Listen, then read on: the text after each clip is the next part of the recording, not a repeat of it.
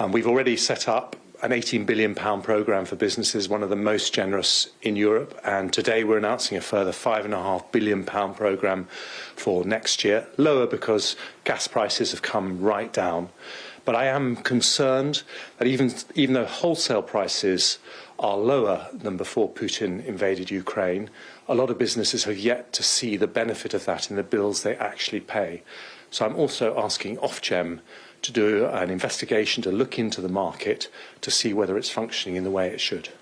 The package you've outlined is considerably less generous than its predecessor. Many businesses saying they might go to the wall as a result. Are you happy to see jobs lost and some businesses shut down simply because you're trying to save a bit of money?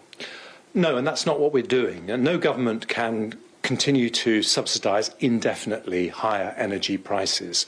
But what we can do, which matters to all those businesses, is to bring down inflation, and that means we have to be responsible with public finances.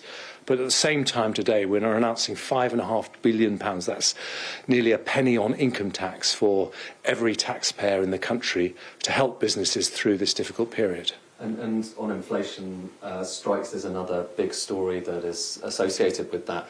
Will the Treasury be able to find money to offer one-off payments to help resolve the NHS strikes? Well, talks have started today and they're carrying on this week, and I don't think it'd be right for me to talk about any individual aspect of those, except to say that I think it's good that both sides are talking to each other. We're understanding the concerns that each other has, and from the government's point of view, we recognise the hard work that public sector workers are doing in all different parts of the public sector. But we don't want to agree to a settlement that would further fuel inflation or be unaffordable. So we need to find that middle ground, and I hope that's what happens with these talks. And finally, there's been an investigation by Sky News and Tortoise Media, the Westminster accounts into transparency on payments to MPs.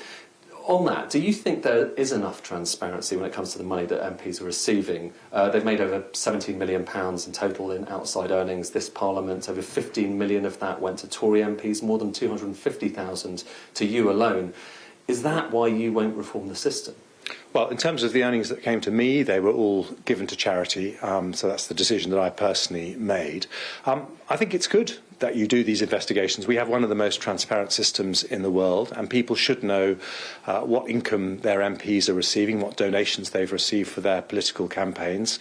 And I think it's really helpful that you have put all that information together, and then people can make their judgment at the ballot box as to whether their MPs are behaving in the way that they want. Any reforms as a result of this? Well, I think we have a lot of transparency, which allows you to put together the database that you've put together. And I think if people have any concerns, then they will express those at the ballot box.